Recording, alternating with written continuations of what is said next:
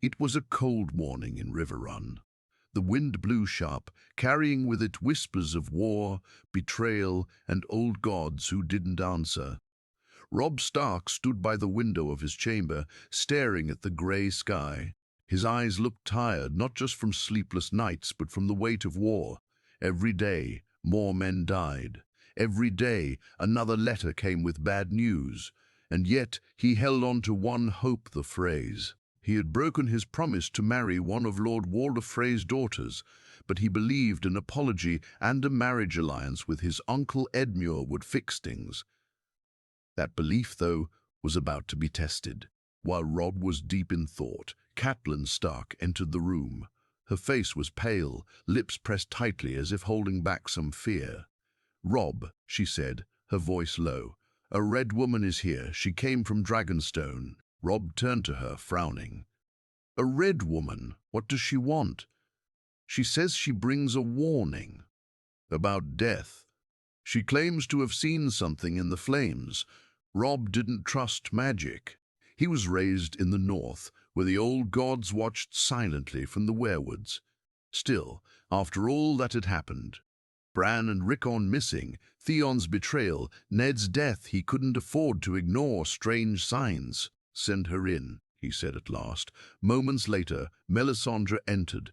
She wore her usual red robes, eyes like burning coals, calm and unsettling. She stood tall before Robb, not bowing. "I bring no threats, King in the north," she said softly. "Only truth." Robb's jaw tightened. "Speak then, but no, I don't believe in your fire tricks." Melisandre only smiled. "The flames do not care if you believe. They show what is to come. And what I saw," she paused, turning her eyes to the fire in the hearth, "was blood. A wedding drenched in red.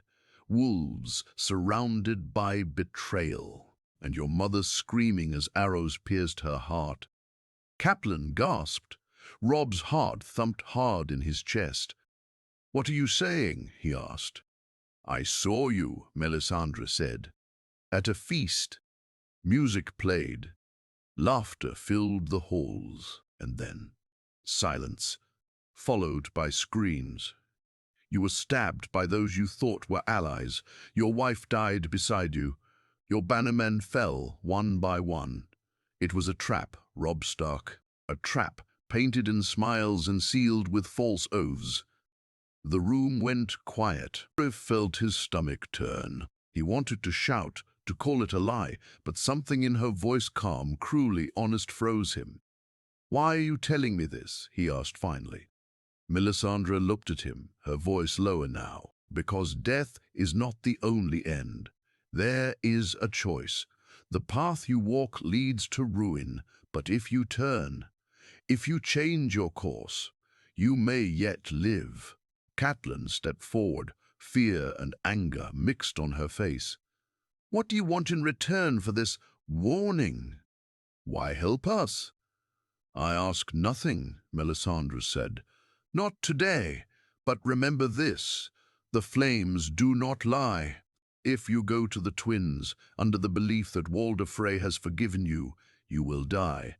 Your family will fall. The north will burn. And with that," she turned and left. "No demand, no demand, no price." Robb sat down heavily. His fingers gripped the armrest of his chair. Could it be true? Would Lord Frey really do such a thing? Catelyn looked at him. "We can't ignore this, Robb." He nodded slowly. "No, we can't ignore this, Robb." He nodded slowly. "No, we can't." Outside, the crows cried louder than usual, as if even they knew that something in the winds had changed. Do not. The image of a red wedding haunted him. His mother's scream, Talisa's blood-soaked dress, the betrayal of men he trusted. And as the fire burned low in his chamber, Robb made a decision. He would not go to the twins, not yet, and in doing so, the fate of Westeros began to shift.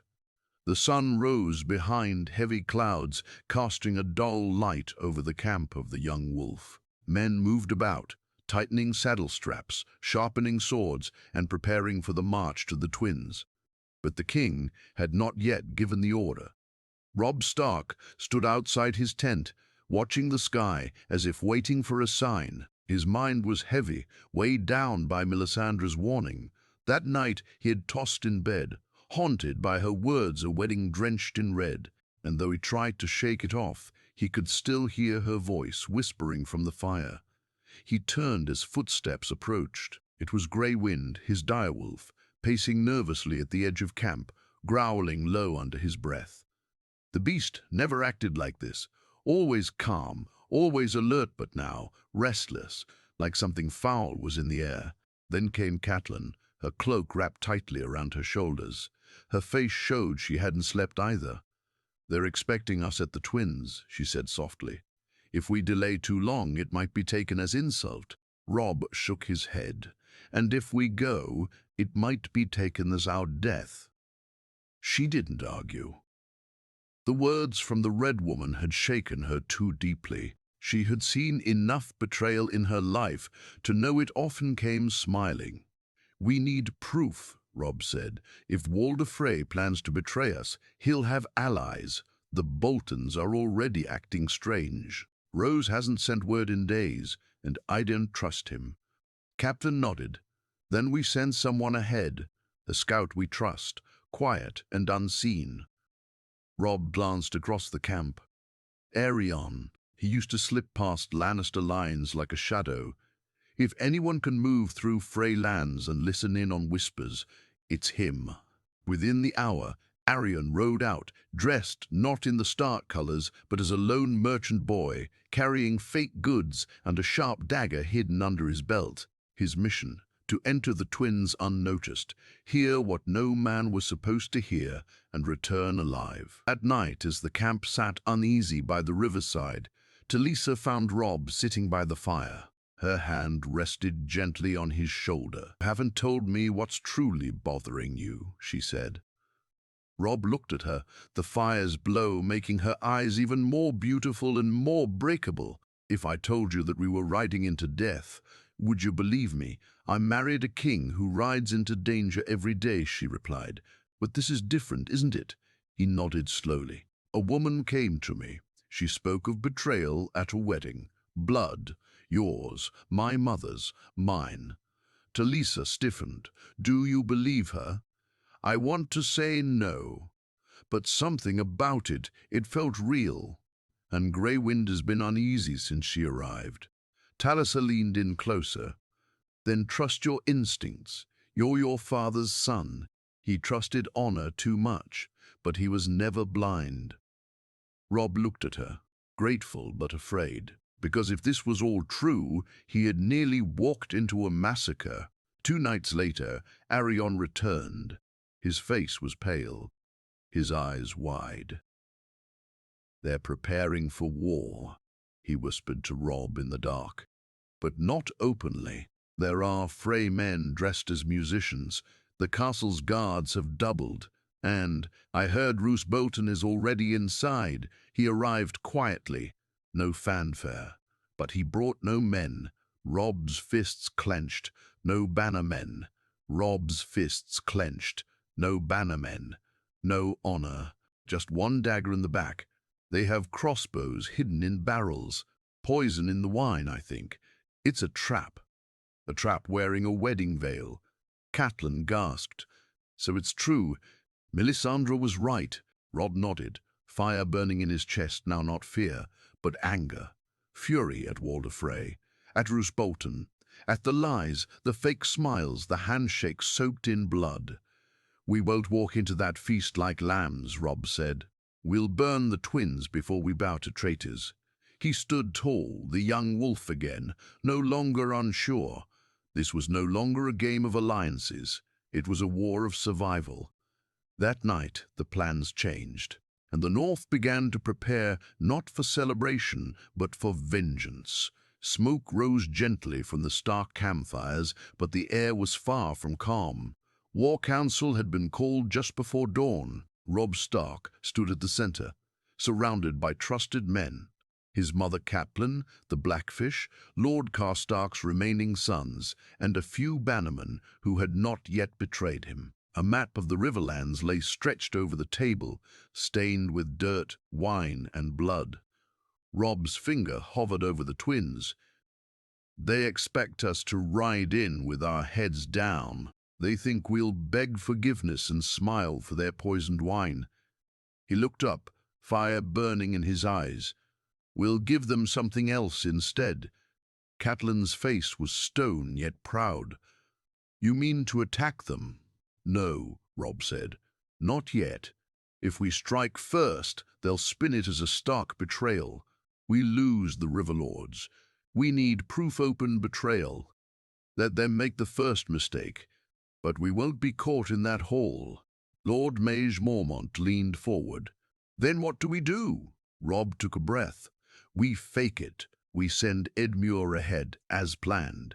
He'll ride into the twins as the nervous groom, just as they expect. But he won't be alone. The Blackfish raised an eyebrow. You want to use my nephew as bait? He agreed, Robb said. He wants vengeance as much as we do, and he'll be protected. Half our spies go with him disguised as servants, stable boys, guards. If anything goes wrong, they'll send a raven or signal with fire. We'll be watching from the trees. The men exchanged looks, uncertain but respectful. It was dangerous, risky, but it was the only way to outplay a snake like Walder Frey.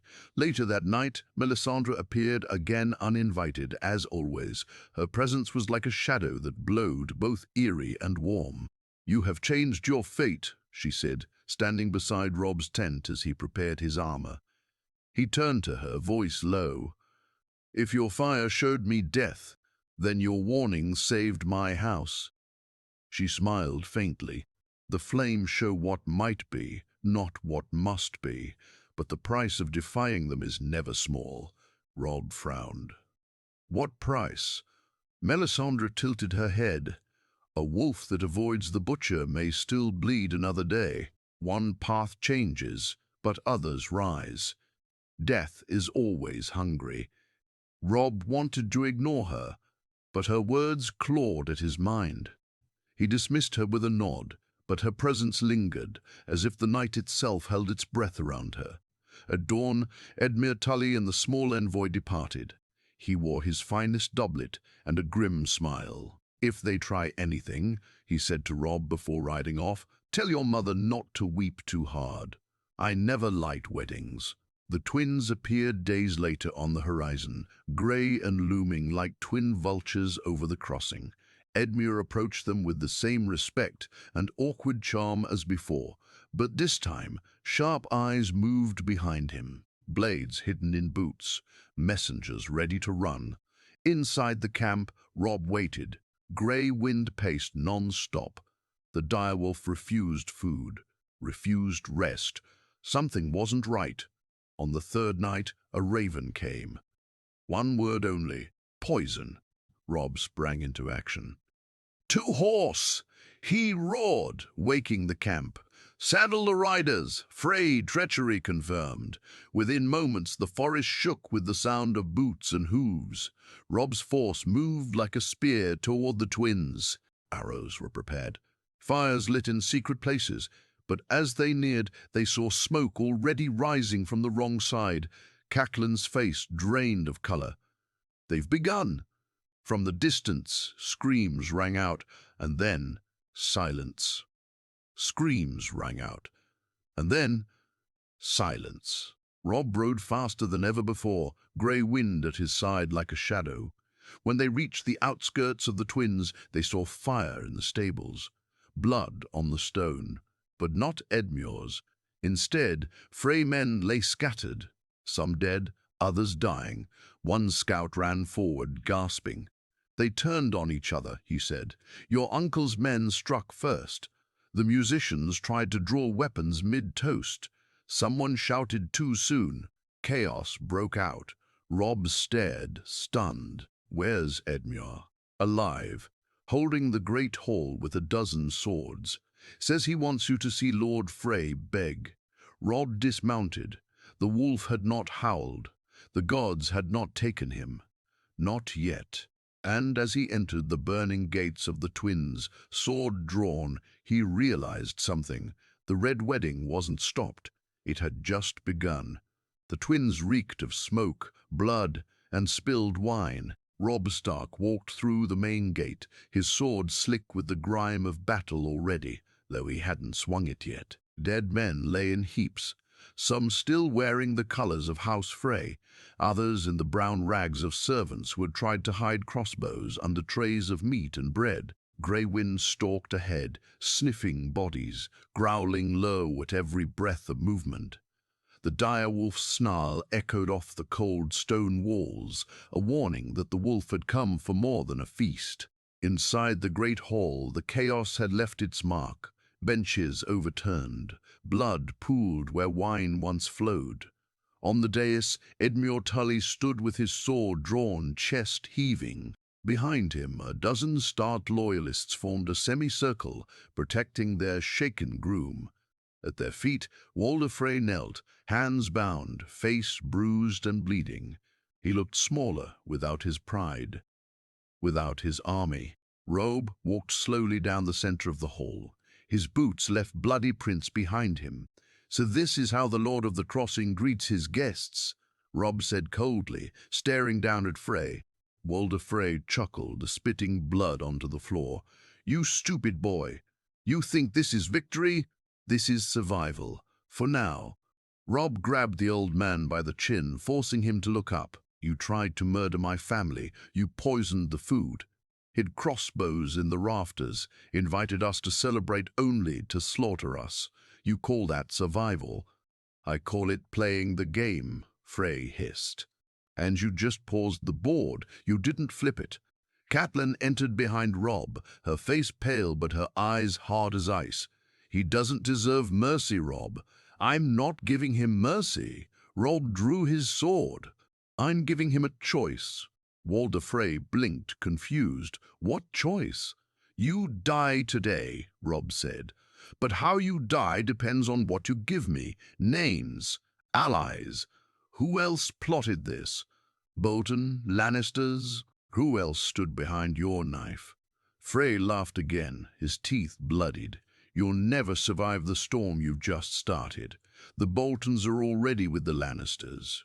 Roose rides to Winterfell as we speak. You think you're saving the North, boy? You've already lost it." Robb stared at him, jaw clenched. The pieces fell into place in his mind like falling snow. Roose Bolton had betrayed him. It wasn't just the Red Wedding, it was the North itself, rotting from within. Frey kept talking. "They'll crown Roose Warden of the North, and your people, your bannermen, they'll kneel. Because fear is stronger than love, my dear wolf." Robb's sword sliced cleanly through Walder Frey's throat before he could speak another word. The old man collapsed, gurgling on his own blood. Catelyn didn't flinch. She only whispered, "It should have been slower." Robb turned to Edmure. "Burn the hall. Every room, every body. I want the twins to be nothing but ashes by morning." "What about the innocents?" Edmure asked. Robb didn't blink. "There are none left here." That night, the twins burned. Smoke rose high into the dark sky, visible for miles. It was a message, not just to the Riverlands, but to all Westeros. The young wolf had teeth and fire. But in the north, far from the flames, another shadow moved. Roose Bolton stood at the gates of Winterfell, flanked by his bastard son Ramsay. No battle horns, no siege weapons. Just a signed letter from the Crown in King's Landing naming him Warden of the North. Inside Winterfell, the last loyal men to House Stark debated what to do. Robb Stark might have escaped the Red Wedding, but the war for the North was just beginning. And Roose Bolton had plans of his own. The fire at the twins lit the night sky for 2 days. Ash drifted across the Riverlands like black snow, and word of Walder Frey's death traveled faster than any raven. To some, it was justice. To others, it was the spark of a coming storm. Robb Stark didn't stay to gloat. He knew the war had changed. Frey was only one serpent another had already slithered into his homeland. Roose Bolton, the man he had once called ally. The man who sat in his war councils. The man who handed Harrenhal to the Lannisters behind a polite smile. Robb's army marched north at once, moving swift and quiet. No banners, no horns. He didn't want to announce his return. He wanted to catch Bolton by the throat before the traitor could dig in too deep. As they crossed into the north, something shifted in the men. The cold air felt familiar. The trees whispered names of lost brothers. This wasn't just a war anymore, it was personal.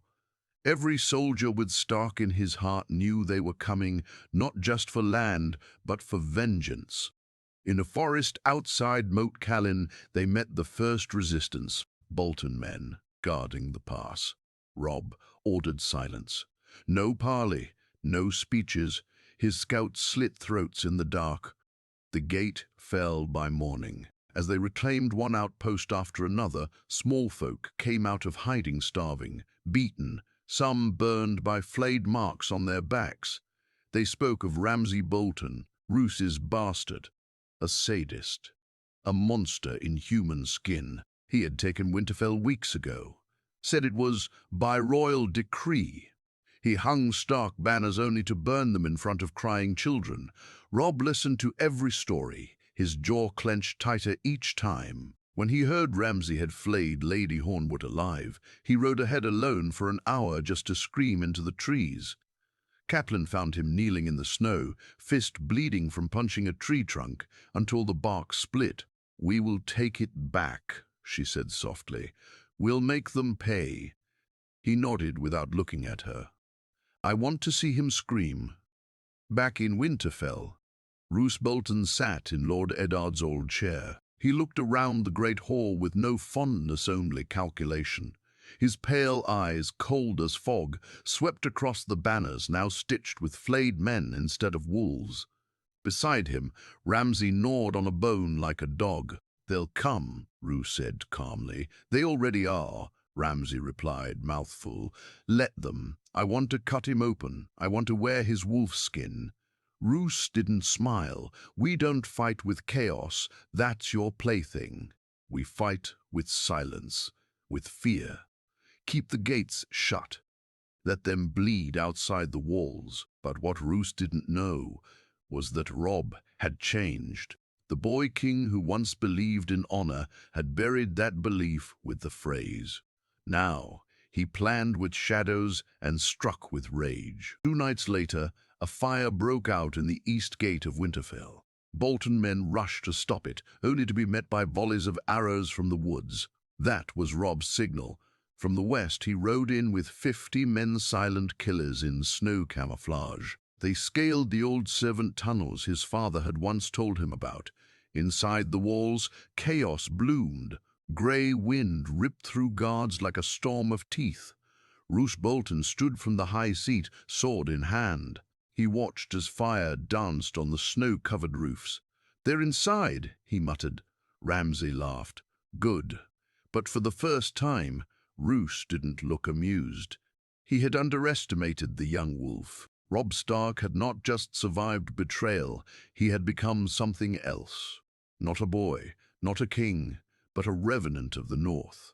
He wasn't coming to reclaim Winterfell. He was coming to bury every traitor inside it. Winterfell roared with chaos.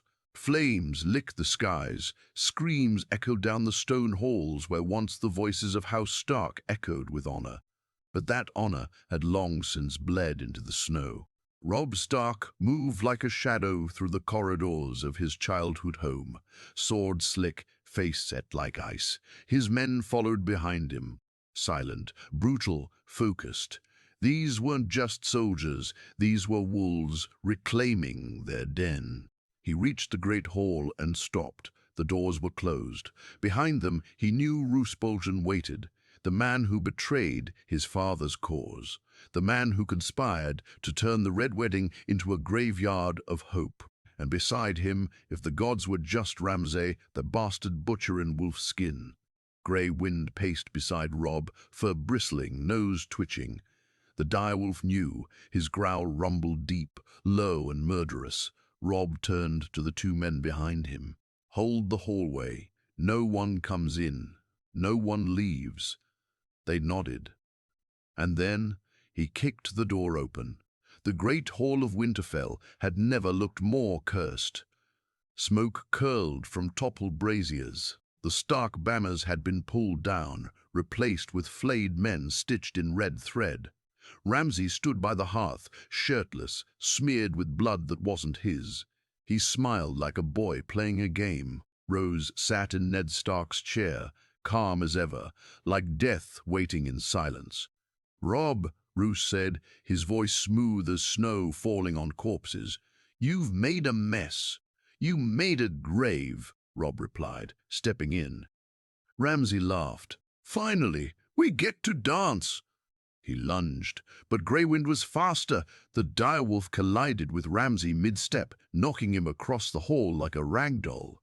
Ramsay screamed, scrambling for a blade, but the wolf was on him again, teeth tearing through cloth, skin, and muscle. Blood sprayed the cold stones. Roose stood slowly. "I never wanted it to come to this," he said. Robb drew closer. "You slit my family's throat in the dark and call it strategy? I saved the North from ruin. You sold it to the lions." Roose raised his sword, calm to the end. "You're too late, Robb. Even if you kill me, the Lannisters hold the throne. The North is dead. You just don't see it yet." Robb's eyes narrowed. "Then I'll bury it with you." They clashed. Steel rang out, echoing through the ruined hall. Roose was quick, precise, not a man who wasted motion. But Robb fought with something deeper rage, memory, loss. Every strike he landed carried the pain of betrayal. Every block was a refusal to die like his father had. Roose's blade grazed Robb's shoulder, but Robb didn't flinch. He drove forward once, twice, until Roose stumbled, his balance broken. "You were my father's bannerman," Robb said through clenched teeth. "He trusted you." Roose gasped, blood on his lip. "And that's what made him weak." Robb's sword plunged forward deep into Roose Bolton's gut. The man's eyes widened in shock, as if death had betrayed him. "I am not my father," Robb whispered. He twisted the blade. Roose collapsed, crumpling at the foot of the chair he had stolen. His blood spread across the floor like a dark shadow, one that would never rise again. Behind him, Greywind had stopped growling. Ramsay lay motionless, throat torn, eyes wide open in stunned horror. Even death looked surprised to find him. Robb breathed heavily, chest rising and falling. The hall was silent again, but not peaceful. He walked to the Stark chair and looked at it, not with desire, but with grief. He didn't sit. Instead, he looked to the door as his bannermen entered. "It's done," one of them whispered. "No," Robb said quietly. "It's begun." Because the North had been poisoned. Trust was broken. Loyalty now came with a blade in the back. Robb Stark had won the battle. But what remained was a kingdom of snow, scars, and silence. And winter was far from over. The bodies were cleared from Winterfell by the next evening, but the blood remained. No matter how much water was thrown across the stone floors, some stains refused to fade. The stench of burning flesh lingered in the air, a reminder that justice had come, not in court, but with fang and fire. Robb Stark stood atop the battlements, his eyes scanning the white horizon. Snowflakes drifted lazily, softening the land that had just witnessed slaughter. He could hear the sound of rebuilding below, timbers being set, gates repaired, loyal northern houses arriving in slow waves, hesitant and cautious. But it all felt hollow. Catelyn joined him quietly. Her eyes were sunken and her hands shook even beneath her gloves. You did what you had to, she said. I did what I had to, Robb repeated, though the words felt foreign in his mouth. He had taken back Winterfell, yes, he had avenged the Red Wedding before it ever happened, but the victory didn't feel clean. His father's halls had become a tomb, and what haunted him more than the corpses was what came after. "Have you read the letter?" Catelyn asked. Robb nodded slowly. It had arrived that morning, a raven from King's Landing, written in Queen Cersei's cold hand. Rose Bolton acted under lawful decree from the crown, and his death will be considered an act of rebellion. House Stark is hereby named traitor. All lands, titles, and holdings are forfeit. Surrender or face total annihilation. Robb had crushed the phrase. He had gutted the Boltons. And now the Lannisters had their excuse to send war southward to burn what was left of the North. But that wasn't the worst of it. The end of the letter held one final sentence. "We have Sansa." Robb's knuckles whitened as he gripped the icy stone wall. "They're using her," he muttered, "holding her like a leash around my neck." "They think you'll kneel," Catelyn said. "They think love is weakness."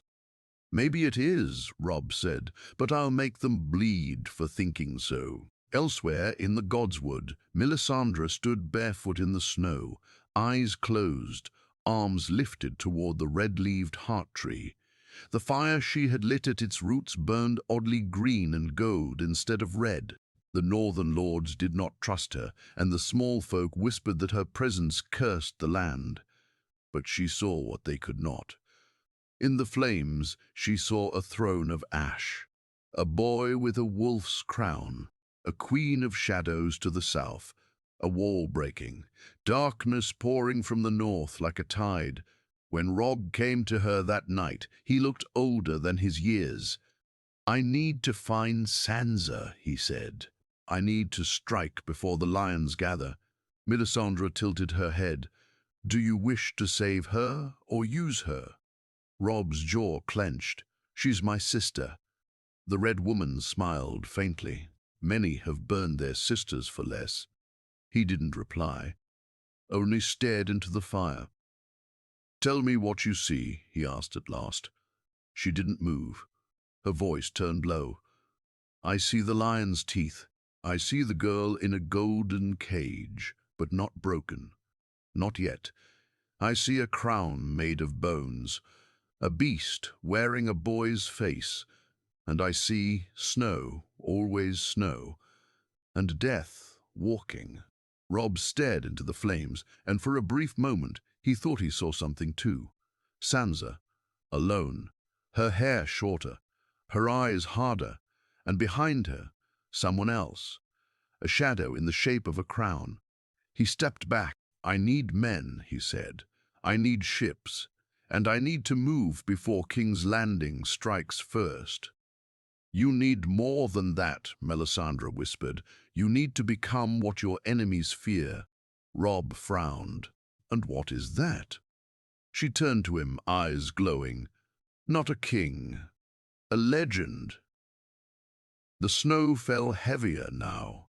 Winter had come, and with it the weight of everything Robb Stark had done. The Red Wedding never happened, but blood had still been spilled. Frey, Bolton, Lannister, they had tried to write his ending before it came, but he had flipped the script. Now the world waited to see how the story would end. Outside Winterfell, the North had begun to rise. The Karstarks, hesitant after their fractured loyalty, had returned with their banners. The Mormonts marched beside the Glovers. Even House Reed sent silent warriors through the marshes. They did not come for honor. They came for survival. The North had seen what Robb did to traitors, and for once fear worked faster than oaths. In the war tent, Robb stood over a large map of Westeros. His eyes traced the road, south the Neck, the Trident, Harrenhal, and finally King's Landing. 2 moons, he said aloud. That's how long it will take, if the snow doesn't slow us. Catelyn approached, wrapped in furs. "It's madness," she said softly. Attacking the capital? They declared us traitors. They hold Sansa. They sent war to our door, Robb said. If we wait, they'll pick us apart piece by piece. She looked into his eyes and saw something unfamiliar. He wasn't her boy anymore. He wasn't even the young wolf. He was something colder, sharper, something the North had made to survive. She wouldn't want you to burn the world for her, Catelyn whispered. Robb looked away. I'm not burning the world. Just the part that put my father's head on a spike. Later that night, Melisandre entered his tent without warning. She always did. The fire speaks again, she said. Robb didn't turn around. Tell me, I see a red city drowning in black water. I see a lioness screaming from her tower. I see a girl who walks away from the fire, not untouched, but stronger. Sansa? Robb asked. Melisandre gave a small nod. She survives, but not as you remember her. And me? He asked. Do I survive? She stared at him for a long time. No. Robb finally turned. Then what am I fighting for? Melisandre stepped closer. Legacy. The North. Justice. Choose any word that makes you feel noble, but know this legends are not built by men who live to old age. They're built by those who die with a sword in their hand and fire at their back. The march began within the week. Winterfell sent ravens to the Vale, hoping for neutrality. The Riverlords pledged what forces they had, and in a decision that shook the realm, Stannis Baratheon, watching from Dragonstone, sent a raven of his own. You are not my king, but you are the North's vengeance. Burn the lions. Then we will speak. And so the army of the North moved, silent and vengeful, like a storm rolling down the map. At the head rode Robb Stark, no longer the young king, but something more frightening, a man with nothing left to lose. By the time they reached the Blackwater, word had spread. The lioness, Queen Cersei, gathered every sword she could, the gold cloaks, the remnants of Tywin's armies, sellswords, mercenaries, desperate men. But no matter how many swords she raised, she couldn't stop the dread, because the young wolf was at her gates, and he didn't come to negotiate. The siege of King's Landing lasted 3 days. On the 4th, the gates fell. The Red Keep burned.